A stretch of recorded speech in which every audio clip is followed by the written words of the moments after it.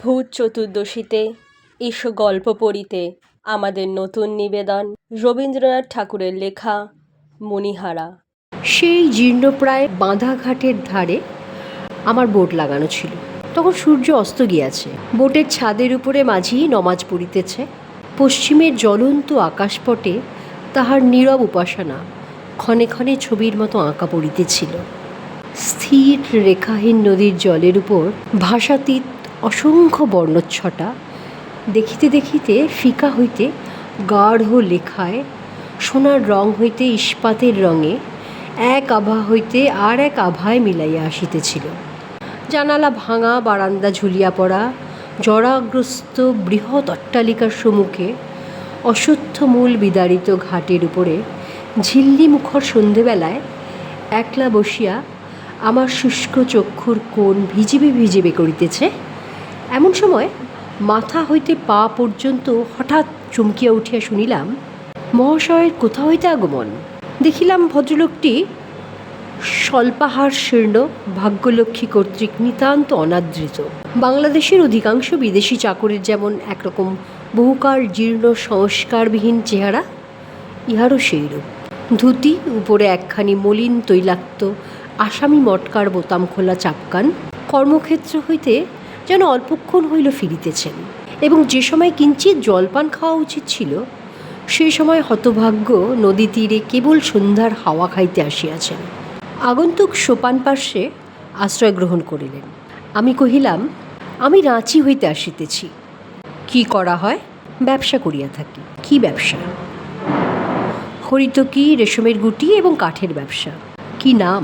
ঈশ্বর থামিয়া একটা নাম বলিলাম, কিন্তু সে আমার নিজের নাম নহে। ভদ্রলোকের কৌতূহল নিবৃত্তি হইল না। পুনরায় প্রশ্ন হইল, এখানে কি করিতে আগমন? আমি কহিলাম, বায়ু পরিবর্তন। লোকটি কিছু আশ্চর্য হইল। কহিল, মহাশয়, আজ প্রায় 6 বৎসর ধরিয়া এখানকার বায়ু এবং তাহার সঙ্গে সঙ্গে প্রত্যহ গড়ে 15 গ্রেন করিয়া কুইনাইন খাইতেছি, কিন্তু কিছু তো ফল পাই নাই।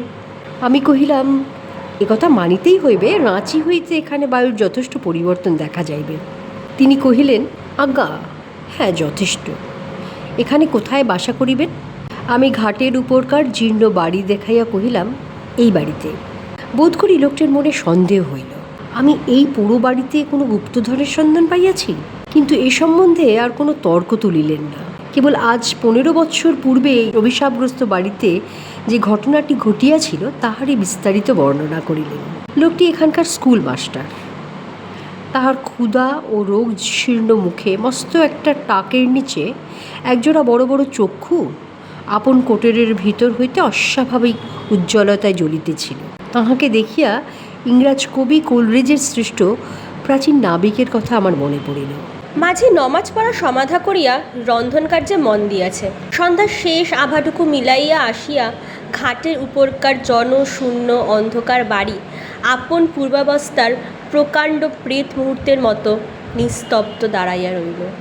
স্কুলমাস্টার কহিলেন, আমি এই গ্রামে আসার প্রায় 10 বৎসর পূর্বে এই বাড়িতে ফণিভূষণ সাহা বাস করিতেন। তিনি তাহার অপুত্র পিতৃব্য দুর্গামোহন সাহার বৃহৎ বিষয় এবং ব্যবসায়ের উত্তরাধিকারী হইয়াছিলেন, কিন্তু তাহাকে একালে ধরিয়াছিল। তিনি লেখাপড়া শিখিয়াছিলেন। তিনি জুতা সমেত সাহেবের আপিসে ঢুকিয়া সম্পূর্ণ খাঁটি ইংরাজি বলিতেন। তাহাতে আবার দাড়ি রাখিয়াছিলেন। সুতরাং সাহেব সওদাগরদের নিকট তাহার উন্নতির সম্ভাবনা মাত্র ছিল না। তাহাকে দেখিবা মাত্রই নব্যব্যঙ্গ বলিয়া ঠাউর হইত। আবার ঘরের মধ্যেও এক উপসর্গ জুটিয়াছিল। তাহার স্ত্রীটি ছিলেন সুন্দরী। একে কলেজে পড়া, তাহাতে সুন্দরী স্ত্রী, সুতরাং সেকালে চালচলন আর রহিল না। এমনকি ব্যামো হইলে অ্যাসিস্ট্যান্ট সার্জনকে ডাকা হইত। অসন বসন ভূষণও এই পরিমাণে বাড়িয়া উঠিতে লাগিল। মহাশয় নিশ্চয়ই বিবাহিত। অতএব এ কথা বলাই বাহুল্য যে সাধারণত স্ত্রী জাতি কাঁচা আম, ঝাল লঙ্কা এবং কড়া স্বামী ভালোবাসে। যে দুর্ভাগ্য পুরুষ নিজের স্ত্রীর ভালোবাসা হইতে বঞ্চিত, সে যে কুশ্রী অথবা নির্ধন তাহা নহে, সে নিতান্ত নিরীহ। যদি জিজ্ঞাসা করেন কেন এমন হইল, আমি এ সম্বন্ধে অনেক কথা ভাবিয়া রাখিয়াছি। যাহার যা প্রবৃত্তি এবং ক্ষমতা সেটার চর্চা না করিলে সে সুখী হয় না। শিঙে শান দিবার জন্য হরিণ শক্ত গাছের গুড়ি খোঁজে, কলা গাছে তাহার শিং ঘষিবার সুখ হয় না। নরনারীর ভেদ হইয়া অবধি স্ত্রীলোক দুরন্ত পুরুষকে নানা কৌশলে ভুলিয়া বশ করিবার বিদ্যাচর্চা করিয়া আসিতেছে। যে স্বামী আপনি বশ হইয়া বসিয়া থাকে, তাহার স্ত্রী বেচারা একেবারেই বেকার। সে তাহার মাতামহীদের নিকট হইতে শত লক্ষ বৎসরের শান দেওয়া যে উজ্জ্বল বরুণাস্ত্র, অগ্নিবাণ ও নাগপাশ বন্ধনগুলি পাইয়াছিল, তাহা সমস্তই নিষ্ফল হইয়া যায়। স্ত্রীলোক পুরুষকে ভুলাইয়া নিজের শক্তিতে ভালোবাসা আদায় করিয়া লইতে চায়। স্বামী যদি ভালো মানুষ হইয়া সে অবসরটুকু না দেয়, তবে স্বামীর অদৃষ্টমন্দ এবং স্ত্রীরও ততোধিক। নবসভ্যতার শিক্ষামন্ত্রে পুরুষ আপন স্বভাবসিদ্ধ বিধাতা দত্ত সুমহৎ বর্বরতা হারাইয়া আধুনিক দাম্পত্য সম্বন্ধটাকে এমন শিথিল করিয়া ফেলিয়াছে। অভাগা ফণিভূষণ আধুনিক সভ্যতার কল হইতে অত্যন্ত ভালো মানুষটি হইয়া বাহির হইয়া আসিয়াছিল। ব্যবসায়ও সে সুবিধা করিতে পারিল না, দাম্পত্যেও তাহার তেমন সুযোগ ঘটে নাই। ফণিভূষণের স্ত্রী মণিমালিকা বিনা চেষ্টায় আদর, বিনা অশ্রুবর্ষণে ঢাকাই শাড়ি এবং বিনা দুর্জয় মানে বাজুবন্ধ লাভ করিত। এইরূপে তাহার নারী প্রকৃতি এবং সেই সঙ্গে তাহার ভালোবাসা নিশ্চেষ্ট হইয়া গিয়াছিল। সে কেবল গ্রহণ করিত, কিছু দিত না। তাহার নিরীহ এবং নির্বোধ স্বামীটি মনে করিত দানই বুঝি প্রতিদান পাইবার উপায়। একেবারে উল্টা বুঝিয়াছিল আর কি। ইহার ফল হইল এই যে স্বামীকে সে আপন ঢাকাই শাড়ি এবং বাজুবন্ধ যোগাইবার যন্ত্রস্বরূপ জ্ঞান করিত। যন্ত্রটিও এমন সুচারু যে কোনো দিন তাহার চাকায় এক ফোঁটা তেল যোগাইবারও দরকার হয় নাই। ফণিভূষণের জন্মস্থান ফুলবেড়ে, বাণিজ্যস্থান এখানে। কর্মানুরোধে এইখানেই তাহাকে অধিকাংশ সময় থাকিতে হইত।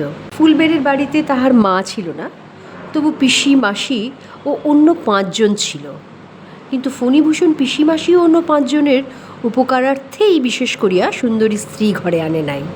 সুতরাং সে স্ত্রীকে 5 জনের কাছ হইতে আনিয়া এই কুঠিতে একলা নিজের কাছেই রাখিল।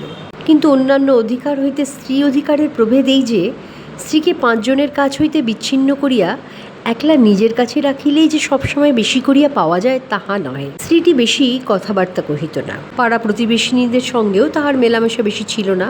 ব্রত উপলক্ষ করিয়া 2 ব্রাহ্মণকেও খাওয়ানো বা বৈষ্ণবীকে 2 পয়সা ভিক্ষা বেশি দেওয়া কখনো তাহার দ্বারা ঘটে নাই।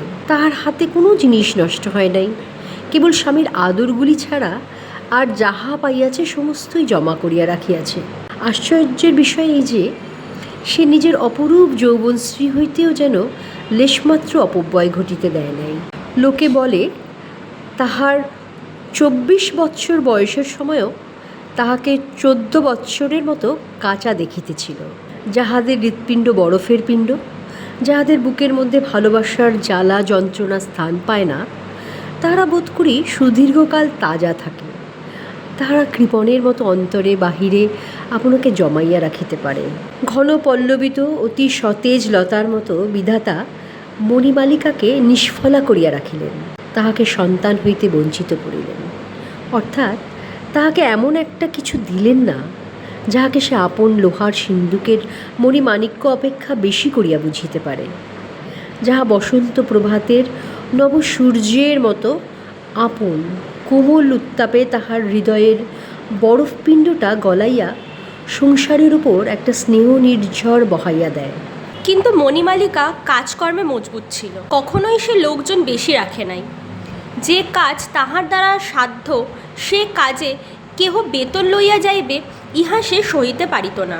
সে কাহারও জন্য চিন্তা করিত না, কাহাকেও ভালোবাসিত না, কেবল কাজ করিত এবং জমা করিত। এই জন্য তাহার রোগ শোক তাপ কিছুই ছিল না। অপরিমিত স্বাস্থ্য, অবিচলিত শান্তি এবং সঞ্চয়মান সম্পদের মধ্যে সে সবলে বিরাজ করিত। অধিকাংশ স্বামীর পক্ষে ইহাই যথেষ্ট। যথেষ্ট কেন, ইহা দুর্লভ। অঙ্গের মধ্যে কোটিদেশ বলিয়া একটা ব্যাপার আছে, তাহা কোমরের ব্যথা না হইলে মনে পড়ে না।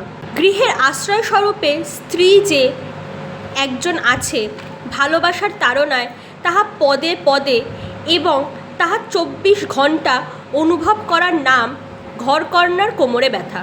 নিরতিশয় পাতিব্রতটা স্ত্রীর পক্ষে গৌরবের বিষয়, কিন্তু পতির পক্ষে আরামের নহে। আমার তো এই রূপমত। মহাশয়, স্ত্রীর ভালোবাসা ঠিক কতটা পাইলাম, ঠিক কতটুকু কম পড়িল, অতি সূক্ষ্ম নিক্তি ধরিয়া তাহা অহরহ তৌল করিতে বসা কি পুরুষ মানুষের কর্ম? স্ত্রী আপনার কাজ করুক, আমি আপনার কাজ করি। ঘরের মোটা হিসাব তো এই। অব্যক্তের মধ্যে কতটা ব্যক্ত, ভাবের মধ্যে কতটুকু অভাব, সুস্পষ্টের মধ্যেও কী পরিমাণ ইঙ্গিত, অনুপরমাণুর মধ্যে কতটা বিপুলতা, ভালোবাসাবাসীর তত সুসূক্ষ্ম বোধশক্তি বিধাতা পুরুষ মানুষকে দেন নাই, দিবার প্রয়োজন হয় নাই।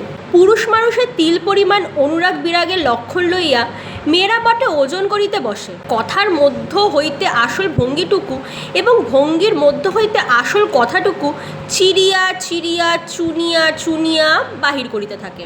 কারণ পুরুষের ভালোবাসাই তাহাদের বল, তাহাদের জীবন ব্যবসায়ের মূলধন। ইহারই হাওয়ার গতিক লক্ষ্য করিয়া ঠিক সময়ে ঠিক মতো পাল ঘুরাইয়াতে পারলেই তবেই তাহাদের তরণী তরিয়া যায়। এজন্যই বিধাতা ভালোবাসা মান যন্ত্রটি মেয়েদের হৃদয়ের মধ্যে ঝুলিয়া দিয়েছেন, পুরুষদের দেন নাই। কিন্তু বিধাতা যাহা দেন নাই, সম্প্রতি পুরুষরা সেটি সংগ্রহ করিয়া লইয়াছে। কবিরা বিধবার ওপর টেক্কা দিয়া এই দুর্লভ যন্ত্রটি, এই দিগদর্শন যন্ত্রণার শলাকাটি নির্বিচারে সর্বসাধারণের হস্তে দিয়েছেন। বিধাতার দোষ দিই না, তিনি মেয়ে পুরুষকে যথেষ্ট ভিন্ন করিয়াই সৃষ্টি করিয়াছিলেন, কিন্তু সভ্যতায় সে ভেদ আর থাকে না। এখন মেয়েরাও পুরুষ হইতেছে, পুরুষও মেয়ে হইতেছে। সুতরাং ঘরের মধ্য হইতে শান্তি ও শৃঙ্খলা বিদায় লইল। এখন শুভ বিবাহের পূর্বে পুরুষকে বিবাহ করিতেছে না মেয়েকে বিবাহ করিতেছে, তাহা কোনো মতে নিশ্চিত করিতে না পারিয়া বর কন্যা উভয়েরই চিত্ত আশঙ্কায় দুরু দুরু করিতে থাকে। আপনি বিরক্ত হইতেছেন? একলা পড়িয়া থাকি, স্ত্রীর নিকট হইতে নির্বাসিত, দূর হইতে সংসারের অনেক নিগূঢ় তত্ত্ব মনের মধ্যে উদয় হয়। এগুলো ছাত্রদের কাছে বলিবার বিষয় নয়। কথা প্রসঙ্গে আপনাকে বলিয়া লইলাম, চিন্তা করিয়া দেখিবেন। মোট কথাটাই যে যদিচ রন্ধনে নুন কম হইত না এবং পানে চুন বেশি হইত না, তথাপি ফণিভূষণের হৃদয় কি যেন কি নামক একটা দুঃসাধ্য উৎপাত অনুভব করিত। স্ত্রীর কোনো দোষ ছিল না, কোনো ভ্রম ছিল না, তবু স্বামীর কোনো সুখ ছিল না। সে তাহার সহধর্মিণীর শূন্য গহ্বর হৃদয় লক্ষ্য করিয়া কেবল হীরামুক্তার গহনা ঢালিত, কিন্তু সেগুলা পড়িত গিয়া লোহার সিন্ধুকে। হৃদয় শূন্যই থাকিত। খুড়া দুর্গামোহন ভালোবাসা এত সূক্ষ্ম করিয়া বুঝিত না, এত কাতর হইয়া চাহিত না, এত প্রচুর পরিমাণে দিত না। অথচ খুড়ির নিকট হইতে তাহা অজস্র পরিমাণে লাভ করিত। ব্যবসায়ী হইতে গেলে নব্য বাবু হইলে চলে না, এবং স্বামী হইতে গেলে পুরুষ হওয়া দরকার, এ কথায় সন্দেহ মাত্র করিবেন না। ঠিক এই সময়ে শৃগালগুলার নিকটবর্তী ঝোপের মধ্য হইতে অত্যন্ত উচ্চস্বরে চিৎকার করিয়া উঠিল। মাস্টার মহাশয়ের গল্পস্রোতে মিনিট কয়েকের জন্য বাধা পড়িল। ঠিক মনে হইল সেই অন্ধকার সভাভূমিতে কৌতুকপ্রিয় শৃগাল সম্প্রদায় স্কুল মাস্টারের ব্যাখ্যাত দাম্পত্য নীতি শুনিয়াই হোক, বা নবসভ্যতা দুর্লভ ফণিভূষণের আচরণেই হোক, রহিয়া রহিয়া অট্টহাস্য করিয়া উঠিতে লাগিল। তাহাদের ভাবোচ্ছ্বাস নিবৃত হইয়া জলস্থল দ্বিগুণতর নিস্তব্ধ হইলে পর মাস্টার সন্ধ্যার অন্ধকারে তাহার বৃহৎ উজ্জ্বল চক্ষু পাকাইয়া গল্প বলিতে লাগিলেন। ফণিভূষণের জটিল এবং বহু বিস্তৃত ব্যবসায়ে হঠাৎ একটা ফাঁড়া উপস্থিত হইল। ব্যাপারটা কি তাহা আমার মতো অব্যবসায়ীর পক্ষে বোঝা এবং বোঝানো শক্ত। মোদ্দা কথা, সহসা কী কারণে বাজারে তাহার ক্রেডিট রাখা কঠিন হইয়া পড়িয়াছিল।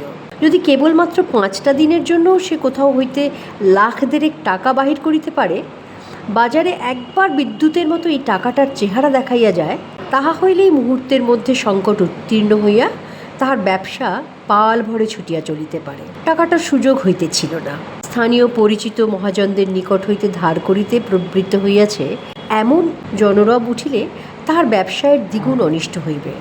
আশঙ্কায় তাহাকে অপরিচিত স্থানে ঋণের চেষ্টা দেখিতে হইতেছিল। সেখানে উপযুক্ত বন্ধক না রাখিলে চলে না।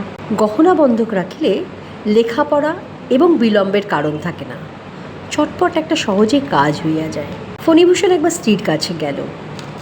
নিজের স্ত্রীর কাছে স্বামী যেমন সহজভাবে যাইতে পারে, ফণিভূষণের তেমন করিয়া যাইবার ক্ষমতা ছিল না। সে দুর্ভাগ্যক্রমে নিজের স্ত্রীকে ভালোবাসিত, যেমন ভালোবাসা কাব্যের নায়ক কাব্যের নায়িকাকে বাসে। সে ভালোবাসায় সন্তর্পণে পদক্ষেপ করিতে হয় এবং সকল কথা মুখে ফুটিয়া বাহির হইতে পারে না। যে ভালোবাসার প্রবল আকর্ষণ সূর্য এবং পৃথিবীর আকর্ষণের ন্যায় মাঝখানে একটা অতি দূর ব্যবধান রাখিয়া দেয়। তথাপি তেমন তেমন দায়ে পড়িলে কাব্যের নায়ককেও প্রেয়সীর নিকট হুন্ডি এবং বন্ধক এবং হ্যান্ডনোটের প্রসঙ্গ তুলিতে হয়, কিন্তু সুর বাঁধিয়া যায়, বাক্যস্খলন হয়। এমন সকল পরিষ্কার কাজের কথা মধ্যেও ভাবের জরিমা ও বেদনার বেপথু আসিয়া উপস্থিত হয়। হতভাগ্য ফণিভূষণ স্পষ্ট করিয়া বলিতে পারিল না, ওগো আমার দরকার হইয়াছে, তোমার গহনাগুলো দাও। কথাটা বলিল, অথচ অত্যন্ত দুর্বলভাবে বলিল। মণিমালিকা যখন কঠিন মুখ করিয়া হাঁ না কিছুই উত্তর করিল না, তখন সে একটা অত্যন্ত নিষ্ঠুর আঘাত পাইল, কিন্তু আঘাত করিল না, কারণ পুরুষোচিত বর্বরতার লেশমাত্র তাহার ছিল না। যেখানে জোর করিয়া কাড়িয়া লওয়া উচিত ছিল, সেখানে সে আপনার আন্তরিক ক্ষোভ পর্যন্ত চাপিয়া গেল। যেখানে ভালোবাসার একমাত্র অধিকার সর্বনাশ হইয়া গেলেও সেখানে বলকে প্রবেশ করিতে দিবে না, এই তাহার মনের ভাব। এ সম্বন্ধে তাহাকে যদি ভৎসনা করা যাইত, তবে সম্ভবত সে এইরূপ সূক্ষ্ম তর্ক করিত যে বাজারে যদি অন্যায় কারণেও আমার ক্রেডিট না থাকে, তবে তাই বলিয়া বাজার লুটিয়া লইবার অধিকার আমার নাই। স্ত্রী যদি স্বেচ্ছাপূর্বক বিশ্বাস করিয়া আমাকে গহনা না দেয়, তবে তাহা আমি কাড়িয়া লইতে পারি না। বাজারে যেমন ক্রেডিট, ঘরে তেমনি ভালোবাসা। বাহুবল কেবলমাত্র রণক্ষেত্রে। পদে পদে এইরূপ অত্যন্ত সূক্ষ্ম সূক্ষ্ম তর্কসূত্র কাটিবার জন্য কি বিধাতা পুরুষ মানুষকে এরূপ উদার, এরূপ প্রবল, এরূপ বৃহৎ আকার করিয়া নির্মাণ করিয়াছিলেন? তাহার কি বসিয়া বসিয়া অত্যন্ত সুকুমার চিত্তবৃত্তিকে নিরতিশয় তনিমার সহিত অনুভব করিবার অবকাশ আছে না? ইহা তাহাকে শোভা পায়। যাহা হোক, আপন উন্নত হৃদয়বৃত্তির গর্বে স্ত্রীর গহনা স্পর্শ না করিয়া ফণিভূষণ অন্য উপায়ে অর্থ সংগ্রহের জন্য কলিকাতায় চলিয়া গেল। সংসারে সাধারণত স্ত্রীকে স্বামী যতটা চেনে, স্বামীকে স্ত্রী তাহার চেয়ে অনেক বেশি চেনে। কিন্তু স্বামীর প্রকৃতি যদি অত্যন্ত সূক্ষ্ম হয় এবং স্ত্রীর অনুবীক্ষণে তার সমস্তটা ধরা পড়ে না। আমাদের ফণিভূষণকে ফণিভূষণের স্ত্রী ঠিক বুঝিত না। স্ত্রীলোকের অশিক্ষিত পটুত্ব যে সকল বহু কালাগত প্রাচীন সংস্কারের দ্বারা গঠিত, অত্যন্ত নব্যপুরুষেরা তাহার বাহিরে গিয়া পড়ে। ইহারা একরকমের, ইহারা মেয়ে মানুষের মতোই রহস্যময় হইয়া উঠিতেছে। সাধারণ পুরুষ মানুষের যে কটা বড় বড় কোটা আছে, অর্থাৎ কেউ বা বর্বর, কেউ বা নির্বোধ, কেউ বা অন্ধ, তাহার মধ্যে কোনোটাতেই ইহাদিগকে ঠিকমতো স্থাপন করা যায় না। সুতরাং মণিমালিকা পরামর্শের জন্য তাহার মন্ত্রীকে ডাকিল। গ্রাম সম্পর্কে অথবা দূর সম্পর্কে মণিমালিকার এক ভাই ফণিভূষণের কুঠিতে গোমস্তার অধীনে কাজ করিত। তাহার এমন স্বভাব ছিল না যে কাজের দ্বারা উন্নতি লাভ করে। কোনো একটা উপলক্ষ করিয়া আত্মীয়তার জোরে বেতন এবং বেতনেরও বেশি কিছু কিছু সংগ্রহ করিত। মণিমালিকা তাহাকে ডাকিয়া সকল কথা বলিল। জিজ্ঞাসা করিল, এখন পরামর্শ কী? সে অত্যন্ত বুদ্ধিমানের মতো মাথা নাড়িল, অর্থাৎ গতিক ভালো নহে। বুদ্ধিমানেরা কখনোই গতিক ভালো দেখে না। সে কহিল, বাবু কখনোই টাকা সংগ্রহ করিতে পারিবেন না, শেষকালে তোমার এই গহনাতে টান পড়িবেই। মণিমালিকা মানুষকে যেরূপ জানিত তাহাতে বুঝিল এরূপ হওয়াই সম্ভব এবং ইহাই সঙ্গত। তাহার দুশ্চিন্তা সুতীব্র হইয়া উঠিল। সংসারে তাহার সন্তান নাই, স্বামী আছে বটে, কিন্তু স্বামীর অস্তিত্ব সে অন্তরের মধ্যে অনুভব করে না। অতএব যাহা তাহার একমাত্র যত্নের ধন, যাহা তাহার ছেলের মতো ক্রমে ক্রমে বৎসরে বাড়িয়া উঠিতেছে, যাহা রূপক মাত্র নহে, যাহা প্রকৃতই সোনা, যাহা মানিক, যাহা বক্ষের, যাহা কণ্ঠের, যাহা মাথার, সেই অনেক দিনের অনেক সাধের সামগ্রী এক মুহূর্তেই ব্যবসার অতল স্পর্শ গহ্বরের মধ্যে নিক্ষিপ্ত হইবে, ইহা কল্পনা করিয়া তাহার সর্বশরীর হিম হইয়া আসিল। সে কহিল, কি করা যায়? মধুসূদন কহিল, গহনাগুলি লইয়া এই বেলা বাপের বাড়ি চলো। গহনার কিছু অংশ এমনকি অধিকাংশই যে তাহার ভাগে আসিবে, বুদ্ধিমান মধু মনে মনে তাহার উপায় ঠাউরাইল। মণিমালিকা এই প্রস্তাবে তৎক্ষণাৎ সম্মত হইল। আষাঢ় শেষে সন্ধ্যাবেলায় এই ঘাটের ধারে একখানি নৌকা আসিয়া লাগিল। ঘন মেঘাচ্ছন্ন প্রত্যুষে নিবিড় অন্ধকারে নিদ্রাহীন ভেকের কলরবের মধ্যে একখানি মোটা চাদরে পা হইতে মাথা পর্যন্ত আবৃত করিয়া মণিমালিকা নৌকায় উঠিল। মধুসূদন নৌকার মধ্য হইতে জাগিয়া উঠিয়া কহিল, গহনার বাক্সটা আমার কাছে দাও। মণি কহিল, সে পরে হইবে, এখন নৌকা খুলিয়া দাও। নৌকা খুলিয়া দিল। খরস্রোতে হু হু করিয়া ভাসিয়া গেল। মণিমালিকা সমস্ত রাত ধরিয়া একটি একটি করিয়া তাহার সমস্ত গহনা সর্বাঙ্গে ভরিয়া পড়িয়াছে। মাথা হইতে পা পর্যন্ত আর স্থান ছিল না। বাক্সে করিয়া গহনা লইলে যে সে বাক্স হাতছাড়া হইয়া যাইতে পারে, এই আশঙ্কা তাহার ছিল। কিন্তু গায়ে পড়িয়া গেলে তাহাকে বধ না করিয়া সে গহনা কেহ লইতে পারিবে না। সঙ্গে কোনো প্রকার বাক্স না দেখিয়া মধুসূদন কিছুই বুঝিতে পারিল না। মোটা চাদরের নিচে যে মণিমালিকার দেহপ্রাণের সঙ্গে সঙ্গে দেহপ্রাণের অধিক গহনাগুলি আচ্ছন্ন ছিল, তাহা সে অনুমান করিতে পারি নাই। মণিমালিকা ফণিভূষণকে বুঝিত না বটে, কিন্তু মধুসূদনকে চিনিতে তাহার বাকি ছিল না। মধুসূদন গোমস্তার কাছে একখানা চিঠি রাখিয়া গেল যে সে কর্ত্রীকে পিত্রালয়ে পৌঁছাইয়া দিতে রওনা হইল। গোমস্তা ফণিভূষণের বাপের আমলের। সে অত্যন্ত বিরক্ত হইয়া হ্রস্ব ইকারকে দীর্ঘইকার এবং দন্তস্বকে তালব্যস্ব করিয়া মনিবকে এক পত্র লিখিল। ভালো বাংলা লিখিল না, কিন্তু স্ত্রীকে অযথা প্রশ্রয় দেওয়া যে পুরুষোচিত নহে, এই কথাটা ঠিক মতোই প্রকাশ করিল। ফণিভূষণ মণিমালিকার মনের কথাটা ঠিক বুঝিল। তাহার মনে এই আঘাতটা প্রবল হইল যে আমি গুরুতর ক্ষতি সম্ভাবনা সত্ত্বেও স্ত্রীর অলঙ্কার পরিত্যাগ করিয়া প্রাণপণ চেষ্টায় অর্থ সংগ্রহে প্রবৃত্ত হইয়াছি, তবুও আমাকে সন্দেহ। আমাকে আজও চিনিল না। নিজের প্রতি যে নিদারুণ অন্যায়ে ক্রুদ্ধ হওয়া উচিত ছিল, ফণিভূষণ তাহাতে ক্ষুব্ধ হইল মাত্র। পুরুষ মানুষ বিধাতার ন্যায়দণ্ড, তাহার মধ্যে যিনি বজ্রাগ্নি নিহিত করিয়া রাখিয়াছেন, নিজের প্রতি অথবা অপরের প্রতি অন্যায়ের সংঘর্ষে সে যদি দপ করিয়া জ্বলিয়া উঠিতে না পারে, তবে ঠিক তাহাকে। পুরুষ মানুষ দাবাগ্নির মতো রাগিয়া উঠিবে সামান্য কারণে, তার স্ত্রীলোক শ্রাবণ মেঘের মতো অশ্রুপাত করিতে থাকিবে বিনা উপলক্ষে। বিধাতা এইরূপ বন্দোবস্ত করিয়াছিলেন, কিন্তু সে আর টেকে না। ফণিভূষণ অপরাধিনী স্ত্রীকে লক্ষ্য করিয়া মনে মনে কহিল, এই যদি তোমার বিচার হয়, তবে এইরূপই হোক। আমার কর্তব্য আমি করিয়া যাইব।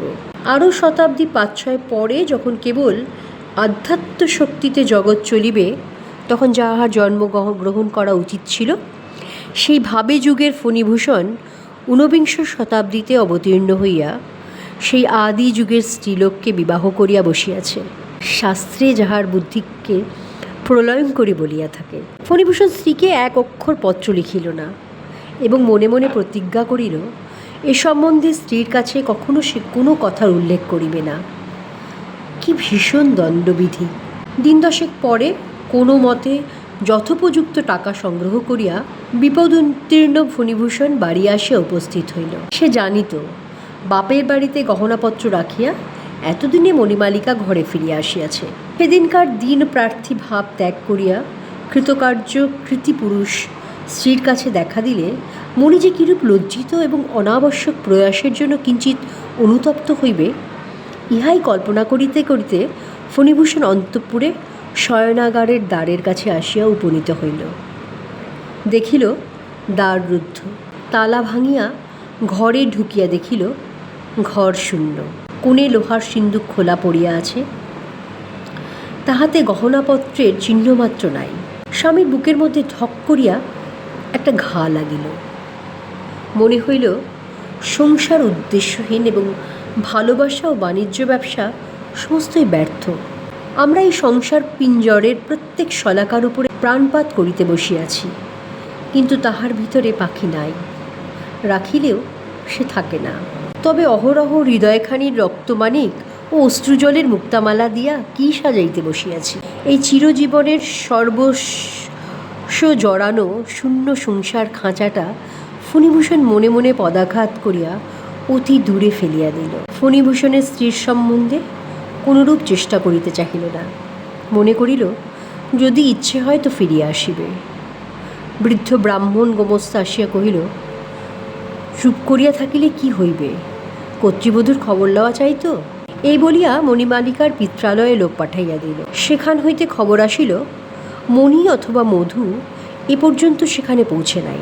তখন চারিদিকে খোঁজ পড়িয়া গেল। নদী তীরে তীরে প্রশ্ন করিতে করিতে লোক ছুটিল। মধুর তল্লাশ করিতে পুলিশে খবর দেওয়া হইল।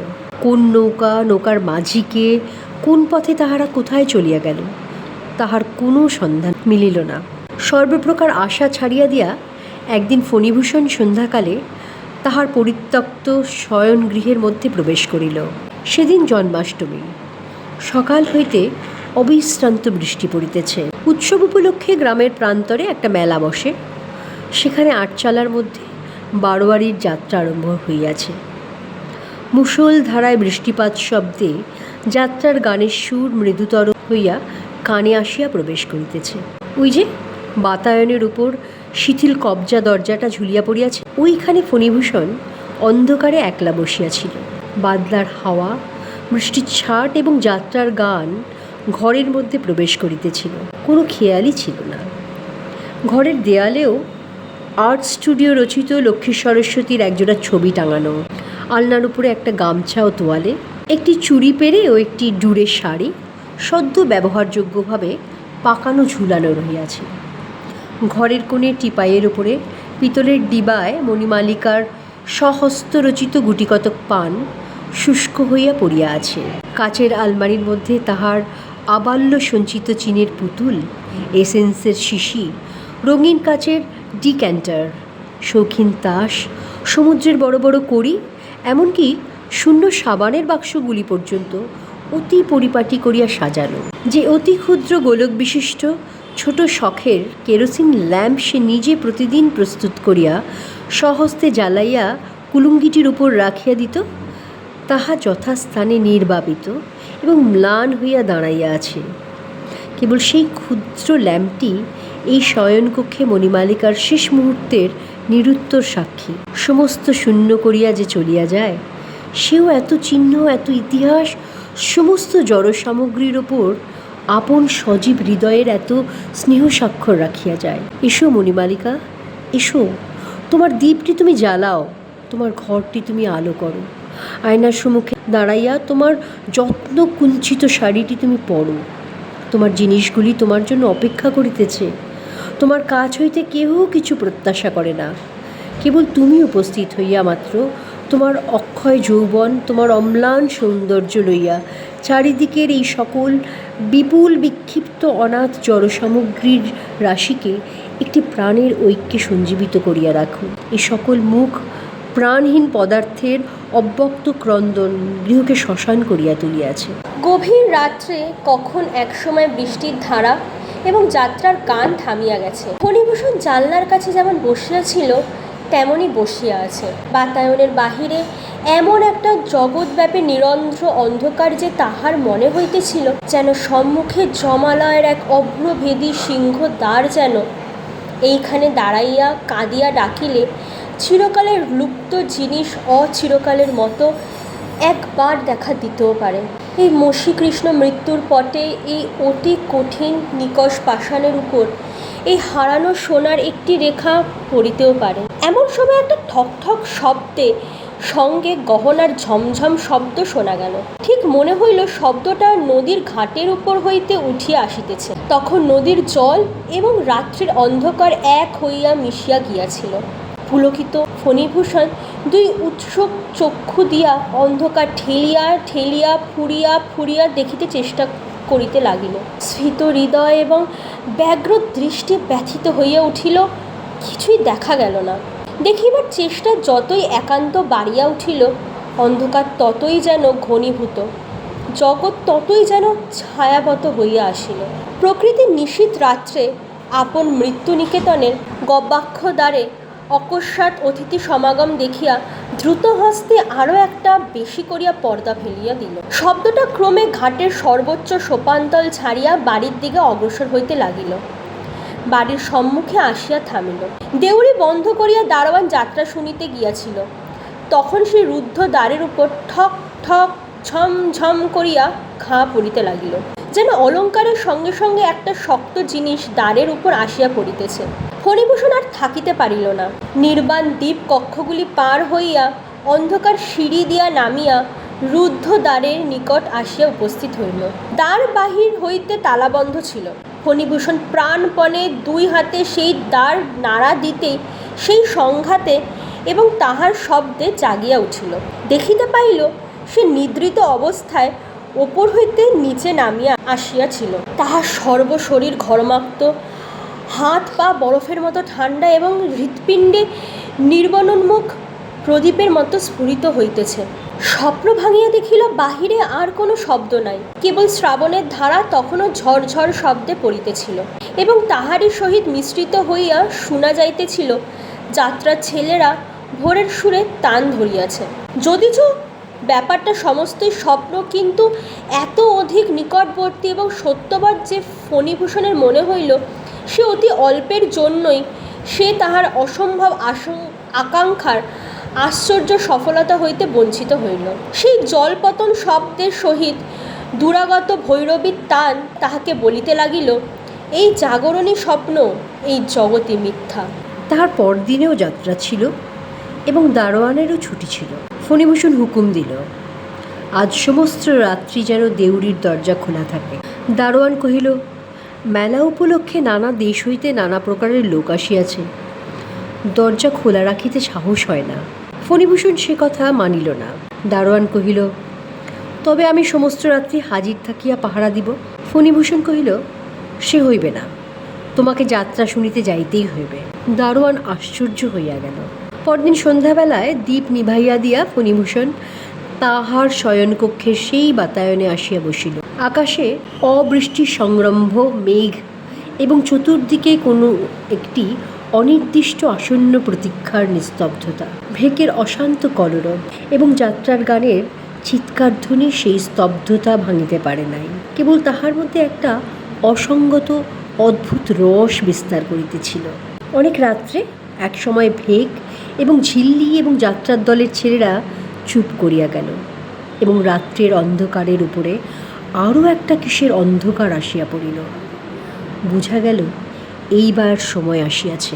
পূর্বদিনের মতো নদীর ঘাটে একটা ঠকঠক এবং ঝমঝম শব্দ উঠিল, কিন্তু ফণিভূষণ সেদিকে চোখ ফিরাইল না। তাহার ভয় হইল, পাছে অধীর ইচ্ছা এবং অশান্ত চেষ্টায় তাহার সকল ইচ্ছা সকল চেষ্টা ব্যর্থ হইয়া যায়, পাছে আগ্রহের বেগ তাহার ইন্দ্রিয় শক্তিকে অভিভূত করিয়া ফেলে। সে আপনার সকল চেষ্টা নিজের মনকে দমন করিবার জন্য প্রয়োগ করিল। কাঠের মূর্তির মতো শক্ত হইয়া স্থির হইয়া বসিয়া রহিল। সিঞ্জিত শব্দ আজ ঘাট হইতে ক্রমে ক্রমে অগ্রসর হইয়া মুক্ত দ্বারের মধ্যে প্রবেশ করিল। শোনা গেল অন্দরমহলের গোল সিঁড়ি দিয়া ঘুরিতে ঘুরিতে শব্দ উপর উঠিতেছে। ফণিভূষণ আপনাকে আর দমন করিতে পারে না। তাহার বক্ষ তুফানের ডিঙির মতো আছাড় খাইতে লাগিল এবং নিঃশ্বাস রোধ হইবার উপক্রম হইল। গোল সিঁড়ি শেষ করিয়া সেই শব্দ বারান্দা দিয়া ক্রমে ঘরের নিকটবর্তী হইতে লাগিল। অবশেষে ঠিক সেই শয়নকক্ষের দ্বারের কাছে আসিয়া খটখট এবং ঝমঝম থামিয়া গেল। কেবল চৌকাঠটি পার হইলেই হয়। ফণিভূষণ আর থাকিতে পারিল না। তাহার রুদ্ধ আবেগ এবং মুহূর্তে প্রবল বেগে উচ্ছ্বসিত হইয়া উঠিল। সে বিদ্যুৎ বেগে চৌকি হইতে উঠিয়া কাঁদিয়া চিৎকার করিয়া উঠিল, মণি! অমনি সচকিত হইয়া জাগিয়া দেখিল তাহারই সেই ব্যাকুল কণ্ঠের চিৎকার ঘরের শাঁসিগুলা পর্যন্ত ধ্বনিত স্পন্দিত হইতেছে। বাহিরে সেই ভেকের কলরব এবং যাত্রা ছেলেদের ক্লিষ্ট কণ্ঠের গান। ফণিভূষণ নিজের ললাটে সবলে আঘাত করিল। পরদিন মেলা ভাঙিয়া গেছে, দোকানি এবং যাত্রার দল চলিয়া গেল। ফণিভূষণ হুকুম দিল, সেদিন সন্ধ্যার পর তাহার বাড়িতে সে নিজে ছাড়া আর কেহই থাকিবে না। চাকরেরা স্থির করিল বাবু তান্ত্রিক মতে একটা কি সাধনে নিযুক্ত হইয়াছেন। ফণিভূষণ সমস্ত দিন উপবাস করিয়া রহিল। জনশূন্য বাড়িতে সন্ধেবেলায় ফণিভূষণ বাতায়নতলে আসিয়া বসিল। সেদিন আকাশের স্থানে স্থানে মেঘ ছিল না এবং ধৌত নির্মল বাতাসের মধ্য দিয়া নক্ষত্রগুলিকে অত্যুজ্জ্বল দেখাইতেছিল। কৃষ্ণপক্ষ দশমীর চাঁদ উঠিতে অনেক বিলম্ব আছে। মেলা উত্তীর্ণ হইয়া যাওয়াতে পরিপূর্ণ নদীতে নৌকা মাত্রই ছিল না এবং উৎসব জাগরণ ক্লান্ত গ্রাম 2 রাত্রি জাগরণের পর আজ গভীর নিদ্রায় নিমগ্ন। ফণিভূষণ একখানা চৌকিতে বসিয়া চৌকির পিঠের উপর মাথা ঊর্ধ্বমুখ করিয়া তারা দেখিতেছিল। ভাবিতেছিল একদিন যখন তাহার বয়স ছিল 19, কলিকাতার কলেজে পড়িত, যখন সন্ধ্যাকালে গোলদিঘির তৃণশয়নে চিত হইয়া হাতের উপরে মাথা রাখিয়া ওই অনন্তকালের তারাগুলির দিকে চাহিয়া থাকিত এবং মনে পড়িত তাহার সেই নদীকূলবর্তী শ্বশুরবাড়ির একটি বিরল কক্ষে 14 বৎসরের বয়ঃসন্ধিগতা মণির সেই উজ্জ্বল কাঁচা মুখখানি। তখনকার সেই বিরহ কি সুমধুর! তখনকার সেই তারাগুলির আলোক স্পন্দন হৃদয়ের যৌবন স্পন্দনের সঙ্গে সঙ্গে কি বিচিত্র বসন্ত রাগে বাজিয়া বাজিয়া উঠিত। আজ সেই একই তারা আগুন দিয়া আকাশে মোহমুদ্গরের শ্লোক কয়টা লিখিয়া রাখিয়াছে, বলিতেছে সংসার হয়ম অতীব বিচিত্রম। দেখিতে দেখিতে তারাগুলি সমস্ত লুপ্ত হইয়া গেল। আকাশ হইতে একখানা অন্ধকার নামিয়া এবং পৃথিবী হইতে একখানা অন্ধকার উঠিয়া চোখের উপরকার এবং নিচেরকার পল্লবের মতো একত্র আসিয়া মিলিত হইল। আজ ফণিভূষণের চিত্ত শান্ত ছিল। সে নিশ্চিত জানিত আজ তাহার অভীষ্ট সিদ্ধ হইবে। সাধকের নিকট মৃত্যু আপন রহস্য উদ্ঘাটন করিয়া দিবে। পূর্বরাত্রির মতো সেই শব্দ নদীর জলের মধ্য হইতে ঘাটের সোপানের উপর উঠিল। ফণিভূষণ 2 চক্ষু নিমীলিত করিয়া স্থির দৃঢ় চিত্তে ধ্যানাসনে বসিল। শব্দ দাড়িশূন্য দেউড়ির মধ্যে প্রবেশ করিল। শব্দ জনশূন্য অন্তঃপুরের গোল সিঁড়ির মধ্য দিয়া ঘুরিয়া ঘুরিয়া উঠিতে লাগিল। শব্দ দীর্ঘ বারান্দা পার হইল এবং শয়নকক্ষের দ্বারের কাছে আসিয়া ক্ষণকালের জন্য থামিল। ফণিভূষণের হৃদয় ব্যাকুল এবং সর্বাঙ্গ কণ্টকিত হইয়া উঠিল, কিন্তু আজ সে চক্ষু খুলিল না। শব্দ চৌখাট পার হইয়া অন্ধকার ঘরের মধ্যে প্রবেশ করিল। আলনায় যেখানে শাড়ি কোঁচানো আছে, কুলুঙ্গিতে যেখানে কেরোসিনের দ্বীপ দাঁড়াইয়া, টিপাইয়ের ধারে যেখানে পানের বাটায় পান শুষ্ক এবং সেই বিচিত্র সামগ্রীপূর্ণ আলমারির কাছে প্রত্যেক জায়গায় এক একবার করিয়া দাঁড়াইয়া অবশেষে শব্দটা ফণিভূষণের অত্যন্ত কাছে আসিয়া থামিল। তখন ফণিভূষণ চোখ মেলিল এবং দেখিল ঘরে নবোদিত দশমীর চন্দ্রালোক আসিয়া প্রবেশ করিয়াছে এবং তাহার চৌকির ঠিক সম্মুখে একটি কঙ্কাল দাঁড়াইয়া। সেই কঙ্কালের 8 আঙুলে আংটি, করতলে রতনচক্র, প্রকোষ্ঠে বালা, বাহুতে বাজুবন্ধ, গলায় কণ্ঠী, মাথায় সিথি, তাহার আপাদ মস্তকে অস্থিতে অস্থিতে এক একটি আবরণ সোনায় হীরায় ঝকঝক করিতেছে। অলঙ্কারগুলি ঢিলা ঢলঢল করিতেছে, অঙ্গ হইতে খসিয়া পড়িতেছে না। সর্বাপেক্ষা ভয়ঙ্কর, তাহার অস্থিময় মুখে তাহার 2 চক্ষু ছিল সজীব। সেই কালো তারা, সেই ঘন দীর্ঘ পক্ষ, সেই সজল উজ্জ্বলতা, সেই অবিচলিত দৃঢ় শান্তি দৃষ্টি। আজ 18 বৎসর পূর্বে একদিন আলোকিত সভাগৃহে নহবতের সাহান্না আলাপের মধ্যে ফণিভূষণ যে 2টি আয়ত সুন্দর কালো কালো ঢলঢল চোখ শুভ দৃষ্টিতে প্রথম দেখিয়াছিল, সেই 2টি চক্ষুই আজ শ্রাবণের অর্ধরাত্রে কৃষ্ণপক্ষ দশমীর চন্দ্রকিরণে দেখিয়া তাহার সর্বশরীরে রক্ত হিম হইয়া আসিল। প্রাণপণে 2 চক্ষু বুজিতে চেষ্টা করিল, কিছুতেই পারিল না। তাহার চক্ষু মৃত মানুষের চক্ষুর মতো নির্নিমেষ চাহিয়া রহিল। তখন সেই কঙ্কাল স্তম্ভিত ফণিভূষণের মুখের দিকে তাহার দৃষ্টি স্থির রাখিয়া দক্ষিণ হস্ত তুলিয়া নীরবে অঙ্গুলি সংকেতে ডাকিল। 4 আঙুলের অস্থিতে হীরার আংটিটি ঝকমক করিয়া উঠিল। ফণিভূষণ মূঢ়ের মতো উঠিয়া দাঁড়াইল, কঙ্কাল দ্বারের অভিমুখে চলিল। হাড়েতে হাড়েতে গহনায় গহনায় কঠিন শব্দ হইতে লাগিল। ফণিভূষণ পাশবদ্ধ পুত্তলির মতো তাহার পশ্চাৎ পশ্চাৎ চলিল। বারান্দা পার হইল, নিবিড় অন্ধকার গোল সিঁড়ি ঘুরিয়া ঘুরিয়া খট খট ঠক ঠক ঝমঝম করিতে করিতে নিচে উত্তীর্ণ হইল। নিচেকার বারান্দা পার হইয়া জনশূন্য দ্বীপহীন দেউড়িতে প্রবেশ করিল। অবশেষে দেউড়ি পার হইয়া ইটের খোয়া দেয়া বাগানের রাস্তায় বাহির হইয়া পড়িল। খোয়াগুলি অস্তিপাতে কড়কড় করিতে লাগিল। সেখানে ক্ষীণ জ্যোৎস্নাঘন ডালপালার মধ্যে আটক হইয়া কোথাও নিষ্কৃতির পথ পাইতেছিল না। সেই বর্ষার নিবিড় গন্ধ অন্ধকার ছায়াপথে জোনাকির ঝাঁকের মধ্য দিয়া উভয়ে নদীর ঘাটে আসিয়া উপস্থিত হইল। ঘাটের যে ধাপ বাহিয়া শব্দ উপরে উঠিয়াছিল, সেই ধাপ দিয়া অলঙ্কৃত কঙ্কাল তাহার আন্দোলনহীন ঋজ গতিতে কঠিন শব্দ করিয়া এক পা নামিতে লাগিল। পরিপূর্ণ বর্ষা নদীর প্রবল স্রোত জলের ওপর জ্যোৎস্নার একটি দীর্ঘ রেখা ঝিকঝিক করিতেছে। কঙ্কাল নদীতে নামিল। অনুবর্তী ফণিভূষণও জলে পা দিল। জল স্পর্শ করিবা মাত্র ফণিভূষণের তন্দ্রা ছুটিয়া গেল। সম্মুখে আর তাহার পথ প্রদর্শক নাই। কেবল নদীর পরপারে গাছগুলা স্তব্ধ হইয়া দাঁড়াইয়া এবং তাহাদের মাথার উপরে খণ্ড চাঁদ শান্ত অবাকভাবে চাহিয়া আছে। আপাদমস্তক বারংবার শিহরিয়া শিহরিয়া স্খলিত পদে ফণিভূষণ স্রোতের মধ্যে পড়িয়া গেল। যদিও সাঁতার জানিত, কিন্তু স্নায়ু তাহার বশ মানিল না। স্বপ্নের মধ্য হইতে কেবল মুহূর্ত মাত্র জাগরণের প্রান্তে আসিয়া পরক্ষণে অতুল স্পর্শ সুপ্তির মধ্যে নিমগ্ন হইয়া গেল। গল্প শেষ করিয়া স্কুল মাস্টার খানিকক্ষণ থামিলেন। হঠাৎ থামিবা মাত্র বোঝা গেল তিনি ছাড়া ইতিমধ্যে জগতের আর সকলই নীরব নিস্তব্ধ হইয়া গেছে। অনেকক্ষণ আমি একটা কথাও বলিলাম না এবং অন্ধকারে তিনি আমার মুখের ভাব দেখিতে পাইলেন না। আমাকে জিজ্ঞাসা করিলেন, আপনি কি এ গল্প বিশ্বাস করিলেন না? আমি জিজ্ঞাসা করিলাম, আপনি কি ইহা বিশ্বাস করেন? তিনি কহিলেন, না, কেন করি না তাহার কয়েকটি যুক্তি দিতেছি। প্রথমত, প্রকৃতি ঠাকুরনী উপন্যাস লেখিকা নহেন, তাহার হাতে বিস্তর কাজ আছে। আমি কহিলাম, দ্বিতীয়ত, আমার নাম শ্রীযুক্ত ফণিভূষণ সাহা। স্কুল মাস্টার কিছুমাত্র লজ্জিত না হইয়া কহিলেন, আমি তাহা হইলে ঠিকই অনুমান করিয়াছিলাম।